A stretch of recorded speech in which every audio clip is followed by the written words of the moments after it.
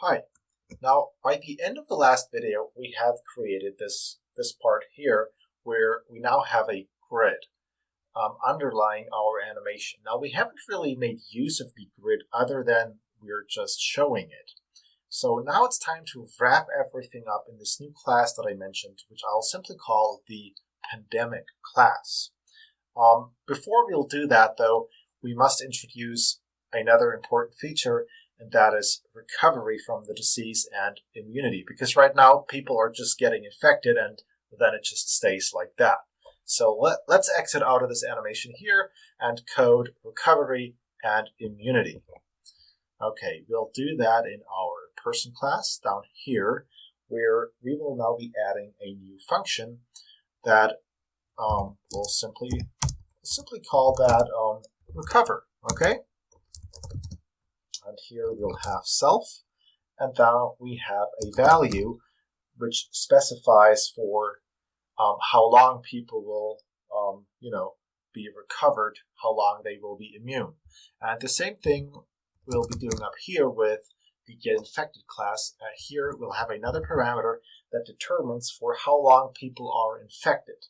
Now we'll have to store this piece of information in our person's class itself as a new property, and I'll be calling this a counter. So let's go up here after we define the state in which people find themselves in. So we'll now have a recovery counter. So that's the time that needs to pass until a person has recovered. We'll initialize that with 0. And then we'll have another counter, which is the immunity counter, which is the amount of time that a person is immune. Okay, so let's go down here. And let's say once a person gets infected, in addition to setting its state to infected, we'll now also set its recovery counter, that's the time until it recovers, to that value. And we'll initialize this value or set its default value to, say, 5,000. Remember these numbers, I just pulled them out of a hat. You just have to play around with this and fine-tune this depending on, all of the other parameters that you have in your simulation, the number of people, the size of the canvas, and so on.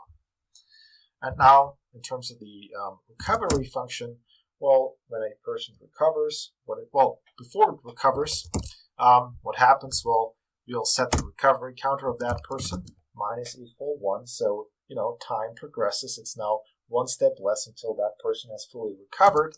And then if self.recovery counter is equal to 0, now once that happens, we'll set the state of that person back to immune. And what else? Yeah, we'll now kick off the immunity counter, and we'll set that equal to that value up here. Now, if people can get infected, if people can recover, there's really only one step left here, and that is, two things. The next thing is people can lose their immunity, so we'll create a function that I'll call lose immunity. And here, what happens, it's more or less analogous to the other function before, the recovery function. So instead of reducing the recovery counter, we're now reducing the immunity counter. And if self.immunity counter is equal to 0, well, in that case, a person's state switches back to healthy and the person is no longer immune.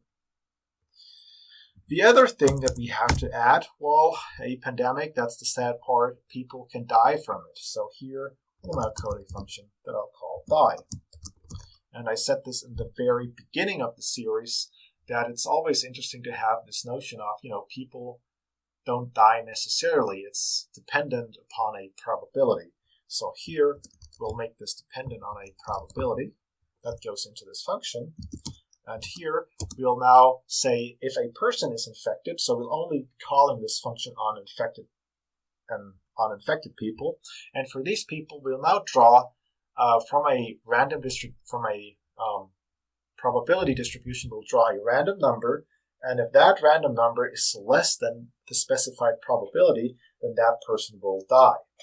So here we'll now say if random.uniform, I really do like the uniform distribution for my coding projects, is less than the probability, Well, in that case, self.state is equal to dead. So let's assume probability was equal to 0.9 or 90%. Now, if we draw a random number in the interval from 0 to 1, then most of these numbers will be smaller than 0.9. In fact, 90% of all numbers will be smaller than 0.9. So this means that people will, in all likelihood, die. And, this is just 90%, right? And if this was, say, 20%, only 20% of the time would we get a number that is smaller than this probability of 20%. So this is how this works, this random.uniform 0 to 1 less than probability. Okay? All right, now that we have all of that together, let's see whether these functions work. I'm just going to run a quick test. So in our loop, after people get infected, let's say have people recover. So for p and people, if p.state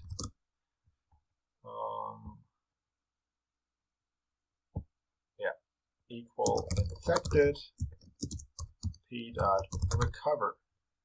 Okay?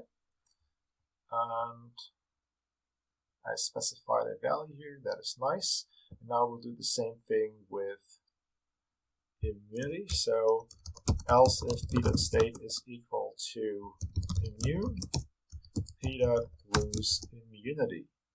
And with infected people, we could also have p.die.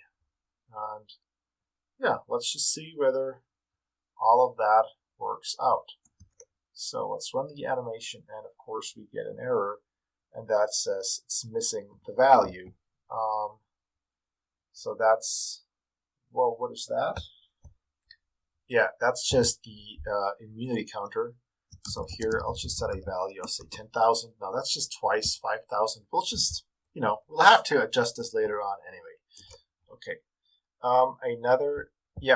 Now the probability of death is missing. Okay, so here I'll just specify something very small. We run this, we get another error. Dead is not defined. Yeah, this must be a string. Now finally things are working. People are, yep, did you just see that? So yeah, people just disappeared from this. They are now dead. So let's run this once more. Okay, apparently this is far too high. Let's reduce this, make this less likely for people to die, give them a greater chance of surviving and infecting other people. So we have more red dots now, and at some point these dots should turn blue. However long it takes 4,000 or 5,000 periods to pass here. And sometimes, every now and then, you can see a dark dot crossing one of the grid lines. So that is one of the dead people. They're still floating around. We could have removed them from the animation, but I don't really care about this right now. Maybe it makes up, or it increases efficiency a little if we were to remove them. So that might be one of the things that you can play around with to make your code even better than mine. But the key message here is the dots turn blue. People are now immune to the disease.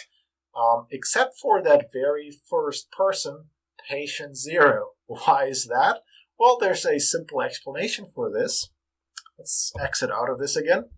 I just set this person's state to infected, but it did not really change its recovery counter. Okay, so here, instead of setting its state to infected, let's use our getInfected function. And yeah, to reduce the weight here for the recovery, I'm just going to set that to 1,000 and reduce this to, okay, let's make this 2,000. Now let's run this again. Have the pandemic spread. There's blue dots, and you can now see that. Have a look at this blue dot. It now turned white. So here again, we can now also see that this loss of immunity after some point, after some amount of time, that this is now also working. Okay. All right. Now's the time to wrap everything up and create the final pandemic class. And I'll do this right here. So class pandemic. And well, this is going to be a long initialization function. We'll have our self here. Then we have the number of people. Let's set this to 1,000 for now. Specify a size of how large we would like to draw them and a speed at which they are moving. And yeah, we'll have to fine tune these numbers, as I said before. We'll now set a distance at which people can infect each other. I'm going to set this to 5. So people are of size 3, and then there is an additional 2 pixels around them where they can infect other people in, okay? Then we have our recovery time. I'm going to set that to 100. And we have the immunity time. I'm going to set that to 1,000. Now we have a probability of catching the disease. I'm going to set that to 0.1 and a probability of dying from the disease. So that is again a very small number. Okay, log function here, and now we'll have to, well, create all of these properties. So self.people is equal to list comprehension person for I in range n people. So this is essentially just this line here. We can now erase that. Now we have self.size is equal to size. Self.speed is equal to speed. Self.infectious distance is equal to infect dist. Self.cover time is equal to cover time. Self.immune time is equal to immune time. Self.probability of prop catch is equal to prop catch, and then self.prop death is equal to prop death. All right. Yeah, in addition to that, there are even more properties, and that is, our grid. So self.grid is equal to grid of self.people. Nice, and now we have to add our patient 0. So self.people 0, get infected. We've seen that before. It's right down there, and now we'll pass the recovery time into that. So let's get rid of this. We have created the grid, and then yeah, that's it for now. Okay. Yeah, I said before that every time that we are running through the animation loop, we will now have to update the grid. So let's create a little function that does just that. So updating the grid means, well, people have moved, so we now have to assign them to the new cells they're in now, okay? So, and here I have a major indentation error. So this entire chunk of code here needs to be indented. So def update grid, and this is actually pretty simple. Well, we'll just say self.grid is equal to, we are creating a new grid of self.people. That's really all we're doing here. Okay, yeah, now comes the really tricky part, which is making actual use of the grid in terms of having a more efficient infection function. But for now, I'll try to reuse this chunk of code here first, and then we'll go for the more efficient option. But for now, I want you to really see the difference in terms of the frames per second that this makes. So I'll try to include this here now, okay? So I'm going to say infect people. So function here. Now I'm going to add this. So for P in self.people, I really hope this is going to work. Other in self.people, healthy. We are computing the distance here. If this is less than self.the infectious distance, which we defined as a property up here, well, in that case, we infect the other person. And I think this should be it. So let's see whether that works. So before the Pygame loop, we are now going to declare a new pandemic equal to pandemic. And yeah, background color. We don't have to see the grid all the time. And yeah, let's remove this. And yeah, we can store all of that in a new method within the pandemic class. And this function, we'll just call it run. So we're running the pandemic here, right? So run self. The first thing we'll do is we'll update the grid because people have moved since the last iteration. now we'll say self.infect people. Okay, and now for P in self.people, this is where we'll do all the movement and all these things, which is what we had before. So if p.state is equal to infected, well, what is it that infected people do? Infected people can die depending on the probability of death. Infected people also recover. So here we'll now use the recover function with self.new time. And then we have them move around depending on self.speed. And then we show these people and we'll show them depending on self.size. So this is what infected people do. Now we'll have a look at people that have recovered from the disease, so people who are currently immune.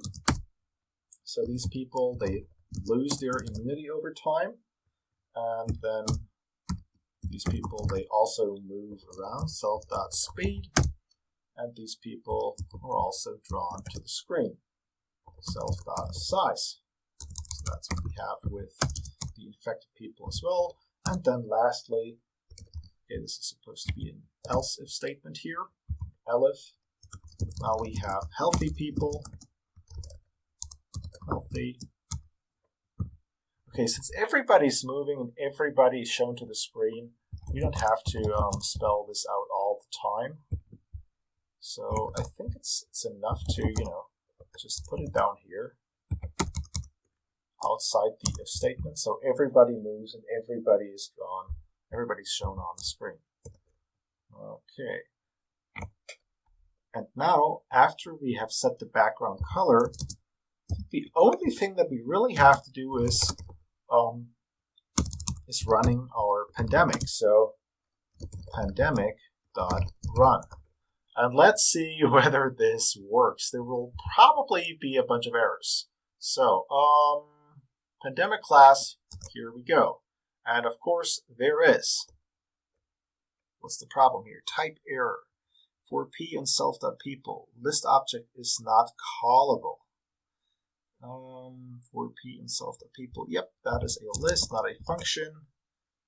And now everything is working. I'm not seeing patient 0 though, because error in the code or the person recovered just too quickly. If it's the first, let's just set the recovery time to, a large number. And yeah, now there is infections happening down here. So people are getting infected. Let's reduce that to, see whether they can also recover. So yeah, now we have to wait for 1,000 iterations to pass. But yeah, I'm willing to make that sacrifice here to see whether everything is working. Notice how the frame rate is now going down because more people are getting infected, and now this is where we have to run all of these checks on everybody all the time. And yeah, let's just see. Frame rate is now down to 20 frames per second.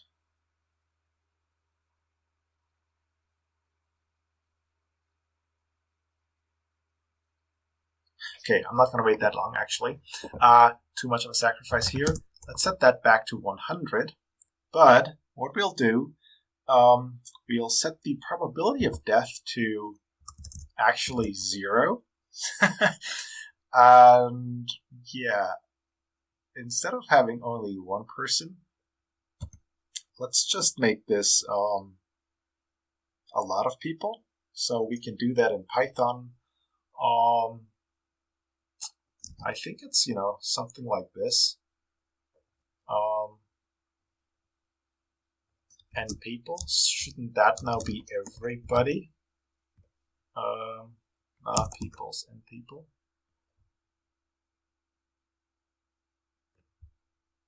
Okay, it's because it's I see.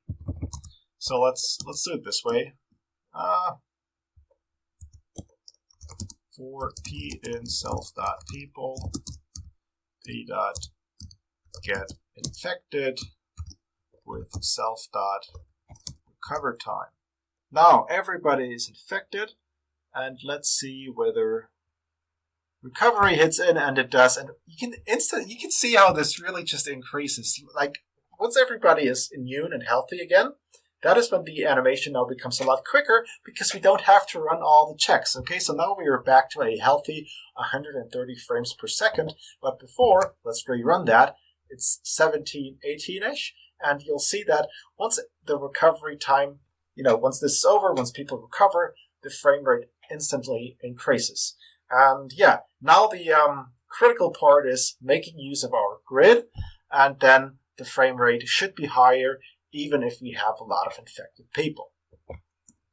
But since this is now, since this video is almost 20 minutes long by now, I think I'm going to postpone this to the next part. And for now, we'll just enjoy our animation as it is right now. A lot of infected people with a very low frame rate. And then once everybody is healthy again, or like immune again, then the frame rate just jumps back up. And in the next video, we'll now get to the actual grid part and the cells and how all of that comes together. Thank you very much for watching. See you in the next video.